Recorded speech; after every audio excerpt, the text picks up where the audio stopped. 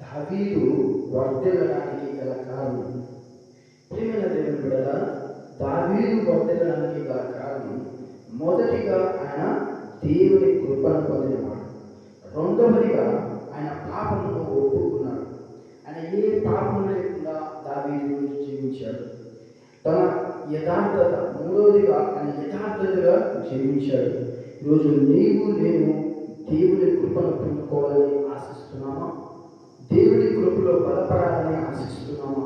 ఒక్కసారి ఆలోచించు.